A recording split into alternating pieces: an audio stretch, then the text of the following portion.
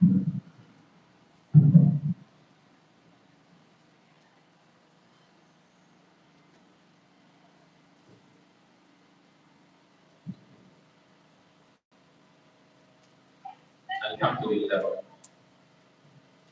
Alhamdulillah alladhi khassana bi ashrafi rasulil bu'ith wa azana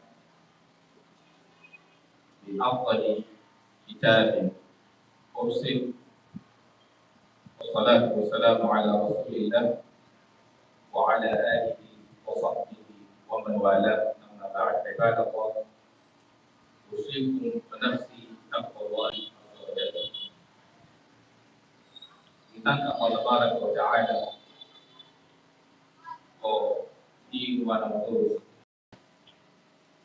that are opportune to witness the last month of the month of Dhul-Hijjah, the month of Islam, that is the month of Dhul-Hijjah, and also to be part of those who witness the beginning, being able to observe the Arafah day, either by performing Hajj, for those who are going to do Hajj, or fasting the Arafah day, if you are not opportune to be at the Hajj ground. Basically, for being alive, Allah Subhanahu wa Ta'ala have given you opportunity to do one of the ibadah or the other. And each and everyone, whether you are opportune to be part of the Hajj or you are at home, there is a way that Allah Subhanahu wa Ta'ala have given you opportunity to get closer to Him. But still within the 8 period, many of us have taken our time to slaughter whatever Allah Subhanahu wa Ta'ala gives us to slaughter, eating whatever we are opportune to eat. But brothers, sisters, indeed, as a Muslim, every second that passes within your life, what is ultimate to you is how closer you get to Allah Subhanahu wa Ta'ala. We slaughter animals, eat our meat, enjoy whatever we cannot enjoy. But any conscious servant of Allah wa Ta'ala, his ultimate concern is what lesson did he or she learn from that period? And I don't know how many of us care to ask, why did you slaughter the animal you slaughtered? Is the ultimate benefit for you to enjoy the meat? No. But rather, the lessons you have from that. And that is the case of story of Prophet Ibrahim alayhi salatu wasalam. One of the fundamental lessons of the slaughtering we did from yesterday, from Wednesday, is about total submission to Allah wa Ta'ala, unconditional submission to Allah wa Ta'ala, total obedience to Allah wa Ta'ala. Because the genesis of the slaughter was the case of total submission to Allah wa Ta'ala by our father, the messenger of Allah wa Ta'ala, Prophet Ibrahim alayhi salatu wasalam, and his son, Prophet Ismail alayhi salatu wasalam as well. As a test of his faith in Allah wa Ta'ala, Allah wa Ta'ala commanded him to slaughter his son, Prophet Ismail alayhi salatu wasalam. Messengers, when they dream, is a reality. Their dream is not like ours. So in a dream, Allah Ta'ala commanded him to slaughter his own Prophet Ismail alayhi salatu wasalam.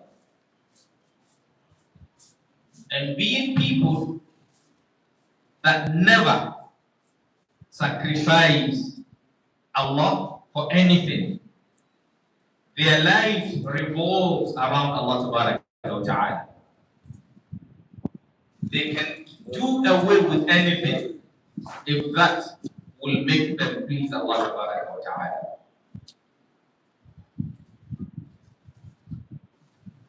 When Allah Ta'ala commanded him with that, he submitted. And then he said to his son, Ya bunayya, inni ara fil manami anni anfahuka fadlu ma tara. And he, a son, who also submit to Allah like him, he said to him, Ya abati fa'al ma tu'mar, satajiduni insha'Allah min as-sabirin. He said to his son, as narrated by Allah Ta'ala in the glorious Quran. He said, Ya bunayya, oh you my son. So look at the way they speak. You know, apart from the lesson here, I want us to pay attention to many things. Because one thing that just easily ran through my mind here now is this is the Prophet of Allah, alayhi salatu wasalam, far older than his son, far older than his son.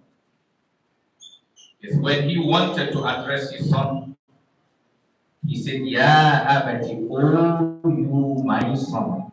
That is, they learn to speak decently. You know, today many of our children doesn't know how to speak. They don't talk with respect to elders.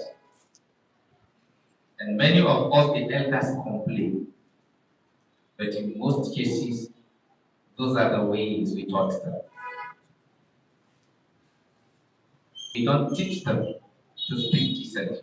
So learn to speak to your children decently. They will also grow to speak. You want your child to learn to say please to people when asking for something. Yes, when you send him, tell him please get me a call.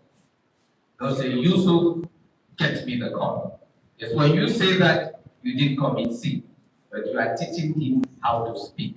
That means you are also telling him when he is sending anybody younger than him or junior to him, then he should also give what? Command.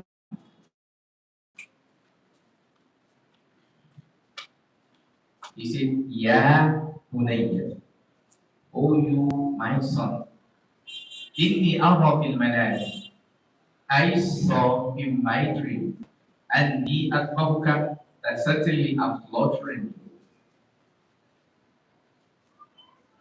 Pongo, see, you see, Pongo said, see, Mother Tara, what did you think? What is your opinion?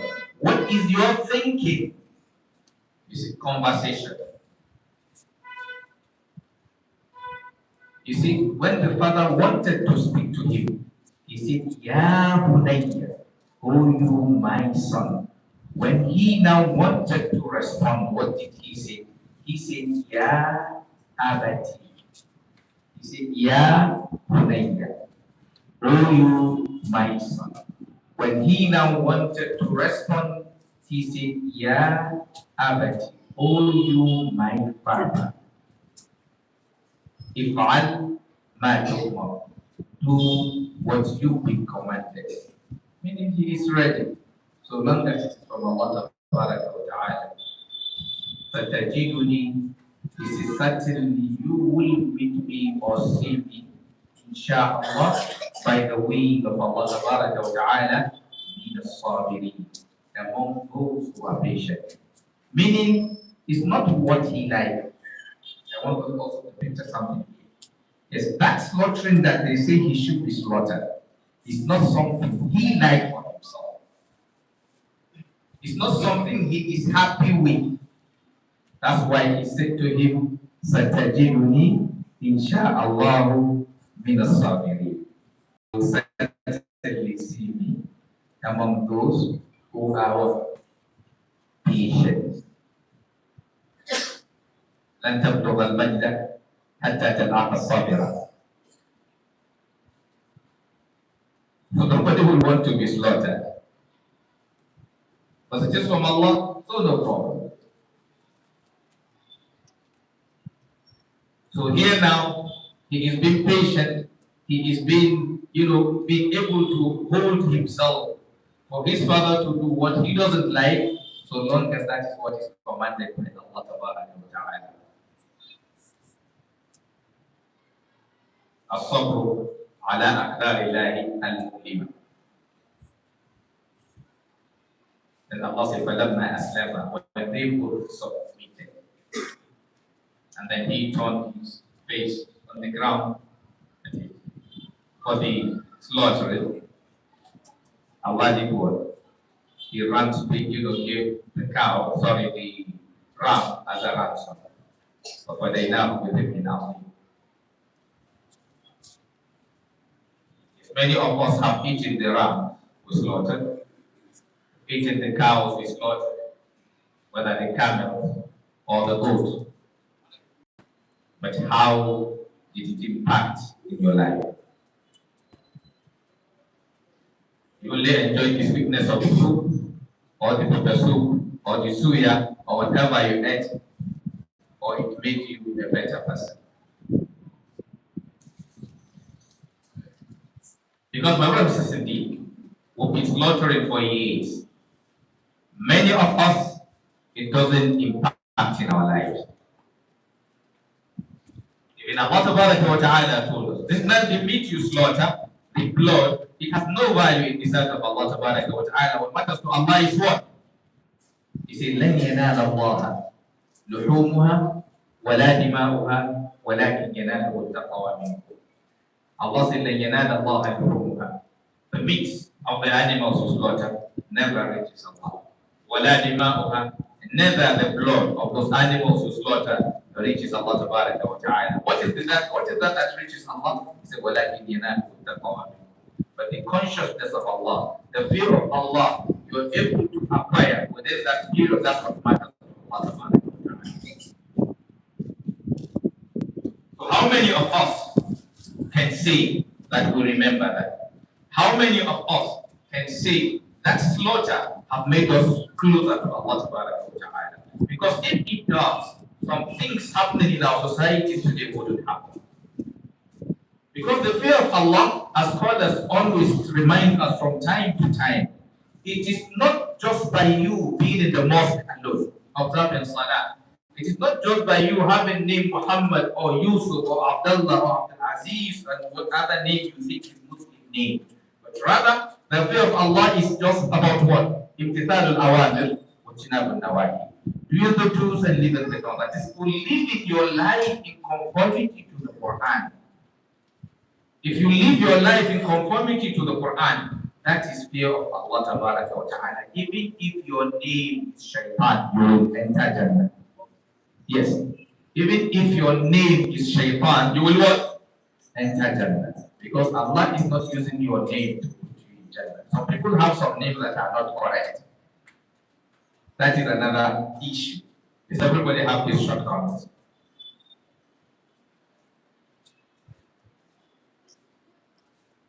Yes, it is not good to have a bad name. It is good to pick a name that have good meaning. But what Allah uses to put you in Jannah is your deed. ينظر إلى ما في قلوبكم والأعمال.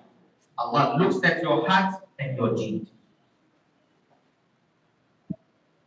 Because if these animals will keep slaughtering year by year, and we are sincerely doing it for the sake of Allah, teaching us the submission to Allah Ta'ala, why is it not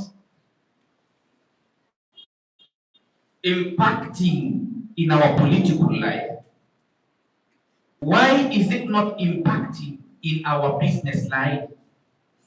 Why is it not impacting in our marital lives? Why is it not impacting in our office life? Why is it not impacting in our neighborhood lives? Why is it reflecting in us anywhere we are? Because if we are actually living by the teachings of those things we do, then the rate of crimes in our society is supposed to go down. But the unfortunate thing is that most of us say, but we don't do. And Allah says, Ya ayyuhalladhina amanu, you see, addressing the believer. He said, oh you who believe, lima taquluna ma la taf'alun. Why do you say what you don't do? Kabura maqatan 'inda Allah. It is a grievous sin in the sight of Allah tabaraka wa ta'ala an taqulu ma la taf'alun, for you to say what you don't do.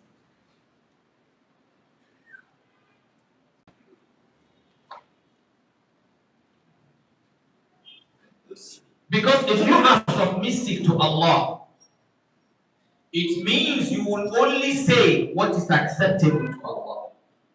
You will only do what is acceptable to Allah. Because if you are submissive to Allah, that means your entire body, you sold it to Him. Because Allah told you in a verse of the Quran that Inna Allah, certainly Allah Tabaraka wa Ta'ala, Ishtara min al-mu'minin. He bought from the believers anfusahum, their souls, wa amwalahum, and their wealth, that they will have the paradise. So why do you want to be chairman of a local government? Or why do you want to be a councillor? Why do you want to be a commissioner or a governor or a minister or a president? Without remembering that Allah Ta'ala told you through the messengers that kullukum ra'in wa kullukum mas'ulun an ra'iyatihi. And each and every one of you is a shepherd, and each and every one of you will be questioned pertaining to how he takes care of what is being entrusted to you. Why do you move to the market? And your own thinking is that market or business is just a place where you enrich yourself.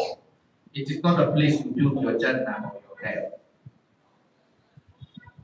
My brothers and sisters, somebody who really takes the lesson of that slaughter, his business life is his deen.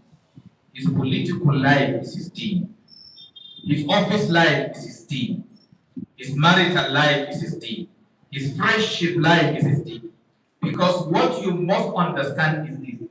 Every second you spend, Allah documents it. It may look strange to you because you capture things from your own human perspective.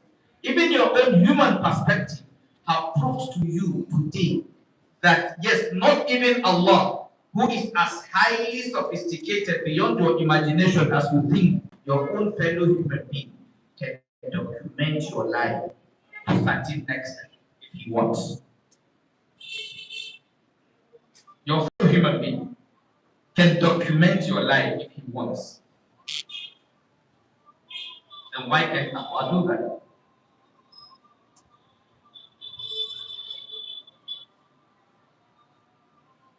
Why do we do things not remembering a day is coming that we are going to account for it?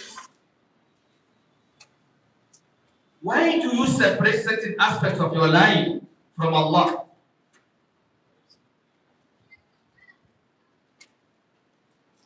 Today, all of us are complaining.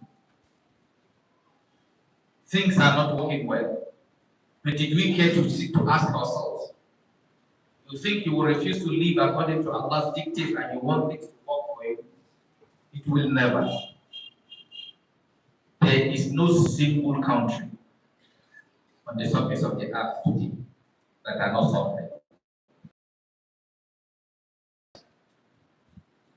You have a lot of depression in US.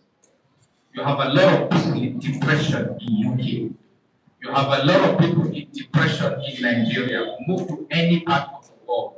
Everybody have what is making him depressed. Because one thing with Allah is this. Yes, you can be the richest man and at the same time be depressed man if he wants.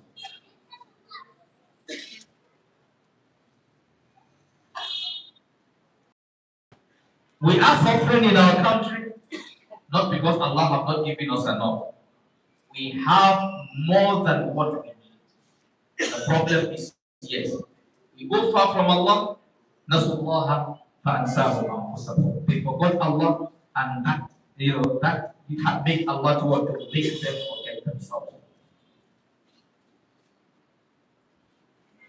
Today we have most of our leaders. I'm not saying all, because in every group you have the good ones and you have the bad ones. We have most of our leaders today.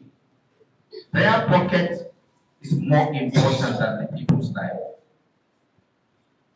So they don't care how many die if they are becoming rich after that. We have many people in the market today. They don't care how many people die so long as they are getting richer. The politicians are doing their damage. Those in the market are doing their damage. Those in the office are doing their damage. And unfortunately, sometimes even the scholars who are supposed to guide people are also doing their damage. Because sometimes a scholar may stand on the moment, give lecture. Maybe sometimes his own concern more is how he will get people's favor more than how he will guide people. Sometimes some use the number, instead of using it to unite people, they use it to divide people. And in most cases, those doing the damage they know. It's just like the saying of that musician, Wanene, kowa ya gyara, ya sani, ko kowa ya bata, ya sani.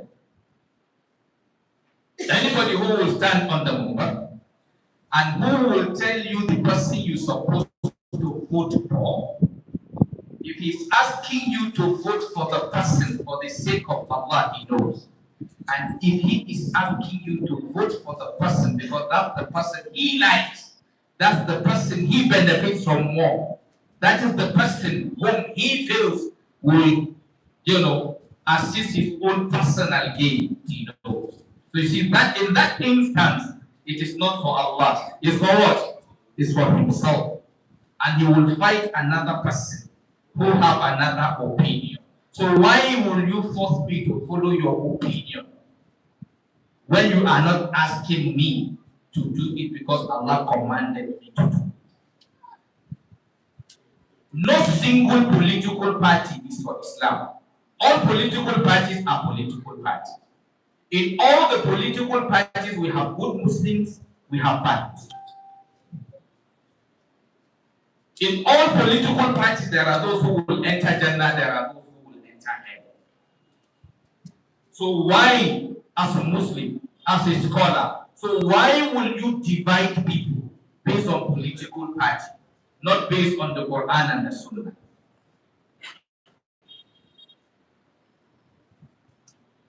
It's not wrong as a scholar to have your own choice.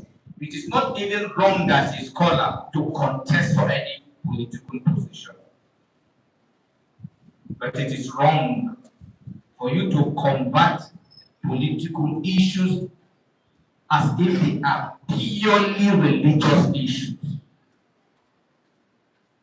And no scholar is the messenger. So no scholar should think whatever his own mind tells him is 100% correct.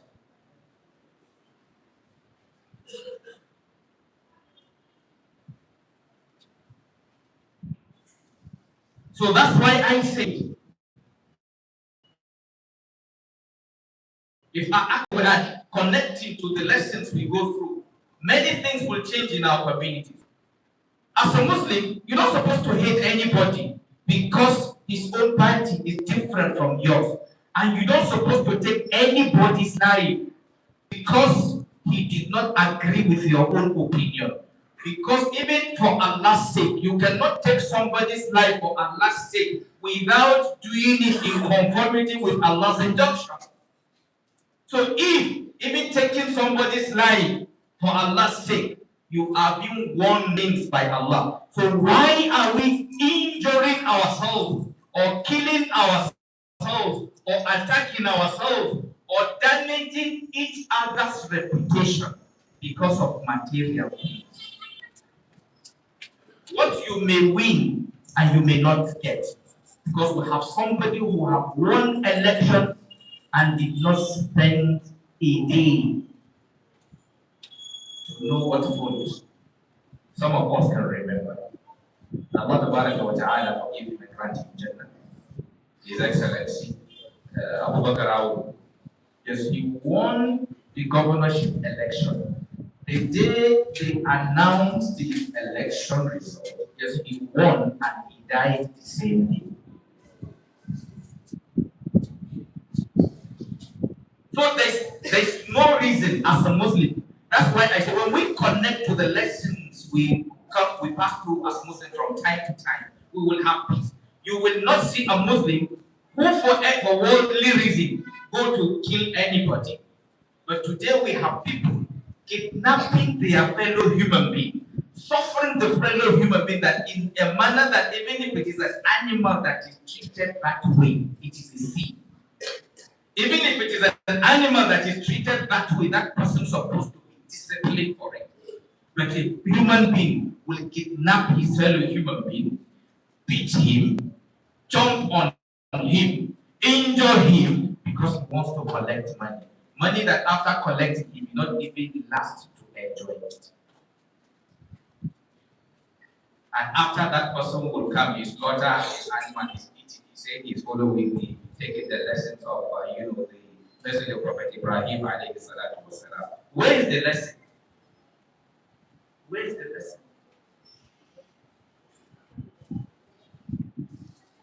If we take that lesson, why do you work for anybody's downfall?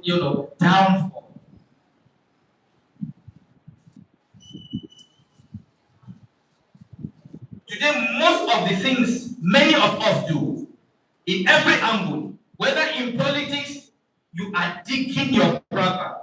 You want to make sure anybody who does not agree with your own opinion, you will dig him, you will search for his wrongdoing, and you will add maybe 60% or 70% of what he did not do because of what he damaged his reputation. And after you say you are Muslim, then the Prophet told you that whoever conceals the shortcoming of his brother, Allah will conceal his own in this world and in the hereafter. You dig somebody because he is your political rival. You want to damage him. You are not campaigning with what you will do for people to vote for you. Your campaign is how your opponent is bad. How does that change us? How does that build us? Yes, you've given us information about our brothers. One fact all of us must understand that is everybody is good and everybody is bad. The good ones have 10% evil and 90% good, or 20% evil and 80% good, or 70% good and 30% evil. And the evil ones have 70% evil, maybe 30%. Nobody is 100% okay, that is perfect, and nobody is 100% evil. Then that means if you are now going to dig anybody, you definitely get some. So why dig people? Why were you not digging him when he was not looking for that position? If it is for good reason.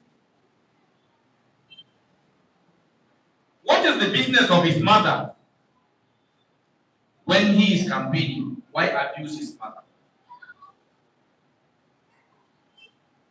Today we have elders in politics who are supposed to teach children discipline.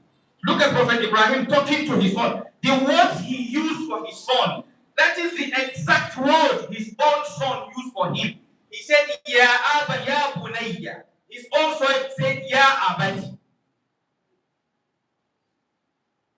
Today we have elders who abuse people. Definitely you will have children who will be abusing people. We have elders who dig others, then you will have children who dig others. You have scholars who misinterpret the Quran to suit their own desire. Yes, definitely. Yes, you will have followers who will also misunderstand your message and also give you wrong answer. Say garbage in, garbage out. So if we want to change our community, as Muslims, we need to begin to change our relationship with Allah Ta'ala. Don't just eat the meat alone. The most important thing you need is the lesson of the meat. Let that lesson be in you. Submission to Allah. And that submission to Allah is about living your life in conformity with the dictates of Allah. As a politician, if you are a Muslim, that Islam comes first before politics. In business, if you are a Muslim, there is Islam before the business. Islam will tell you how to do your politics, how you do your business, how you handle your office. Take for example, if you are an officer, because you are in uniform, that does not immune you from sin. If you are an army officer or a police officer, if you bully somebody whom you know he did not offend you, take for example now, you will have a situation where somebody in uniform, because he's in uniform, you have a minor accident with him. He is tragically guilty, but because of his own uniform, he will bully you. Yes, he will bully you, but he has committed sin. Yes. Yes, in the world you will get away with it, but in the hereafter you will not get away with it. That uniform doesn't mean evil. Evil is evil. It doesn't matter who is doing it.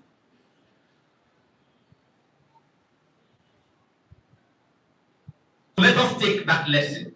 The lesson of submission to Allah.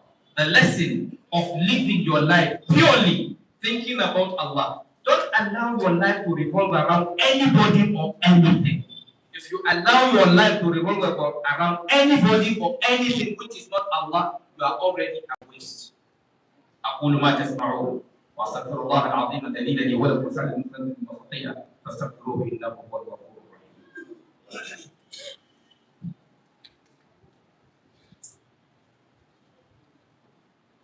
الحمد لله رب العالمين والصلاة والسلام على رسول الله وعلى آله وصحبه وعلى بعد قال الله وسلم ونفسه بتقوى الله عز وجل. إن جوا أبو رجل صلى تازو تاشي.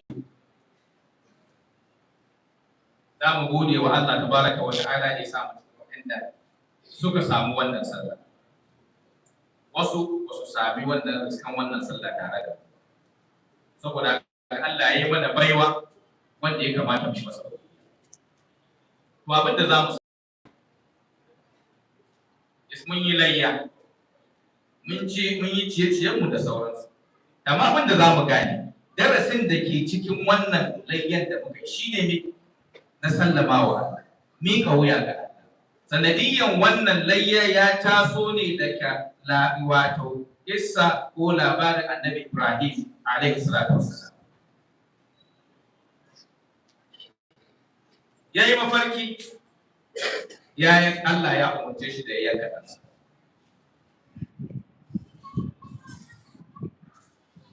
A nan abin da aka umarce shi da shi ba abin da shi yake so.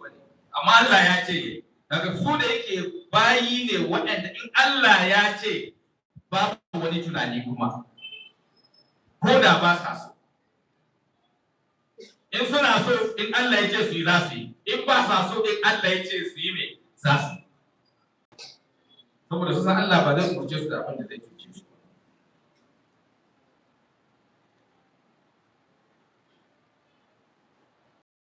Sai ce ga abin da Allah ya ce da shi ba, sai ɗan sai ce da shi ne if'al ma tu'mar, ka aikata abin da ubangiji ke ce za ka tsada ni cikin masu haƙuri. Uba ya sallama, ɗa shi ma ya sallama. Kuma sa'an nan in muka duba a yau za mu riƙa blaming ɗin yara da sauransu game da yadda suke magana. In muka lura da yara yanzu maganganun su ba, maganganun da ke fitowa bakin su ba su iya magana ba. Ba girma, in yaro zai yi ma babban magana babu girmamawa bai da kyau. Kamar kuma in muna son mu gyara mu ma iyaye sai mu so mu duba yaya muke mai yayan mu magana. Idan muka lura a nan, annabi Ibrahim da zai yi ma ɗansa magana sai ce ya bunayya, ya kai ɗana. Shi kuma ɗan da zai ba shi amsa mai shi ma ya ce ya abati, ya kai mahaifina. Kalman da mahaifi ya yi amfani da shi shine shi ma ya yi amfani da shi. Idan darasi daga nan a yanzu shi ne mafi yawan yanda ‘ya'yanmu ke magana irin maganganu ne da suka koya daga manya.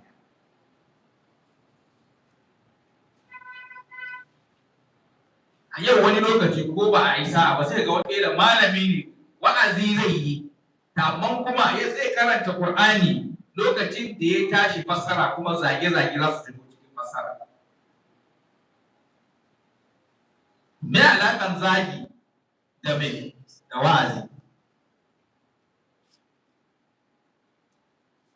So ko malamai ma muna da matsala a cikin da zai kamata mu ma mu gyara. A wata kila malami ne da shi ne ci uban mutum. Da shi ma ya sai ce shi ma me?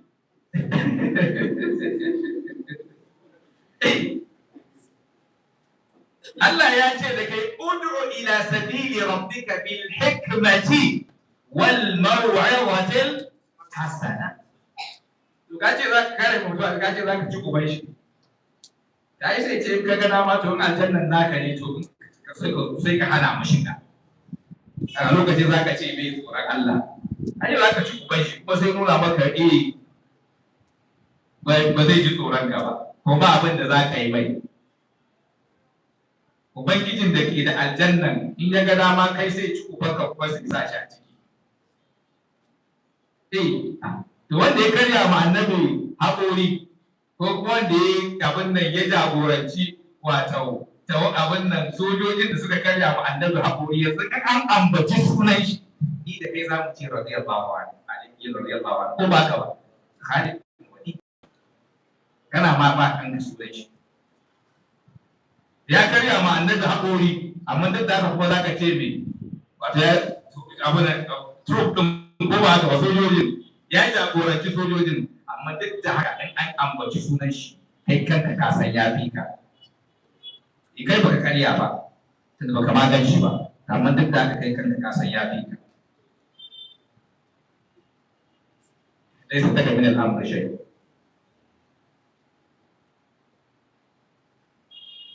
Kai wa'azi, kai magana ne to. Yakul khairan aw yas. Me na wa'azi ne da me haka wa'azi da zaki. Dan siyasa shi man ya tashi kafin ya kunduma ashar, kai ma ka zo kana wa'azi kana kunduma ashar, to me bambanci? Zage nan ba ma daukan darussan abin da muke bincike lokaci. A maganar ka na malami, duk lokacin da in ka tsaya akan mumbar kai magana, in dai kai kanka ba za ka iya cewa inda annabi ne a tsayanan shi ma haka zai faɗa ba, to kai ka san kai kuskure. Saboda ba ce kai mutane magana daban da irin da annabi ke, mutum da aka ce da kana da kuma rasulullahi ko wato kansa. Allah ya tsira da mu. ربنا آتنا في الدنيا حسنة وفي الآخرة حسنة وقنا عذاب النار. اللهم لا تجعلنا في مقامنا هذا ذنبا إلا غفرته ولا هما إلا فرجته ولا كربا إلا نفسته ولا دينا إلا قضيته ولا عسيرا إلا يسرته ولا عدوا إلا رددته ولا مبتلا إلا عافيته ولا ميتا إلا رحمته ولا حاجة من حوائج الدنيا والآخرة هي لك رضا ولنا فيها صلاة إلا أعتنا على قضائك الرحمن الرحيم.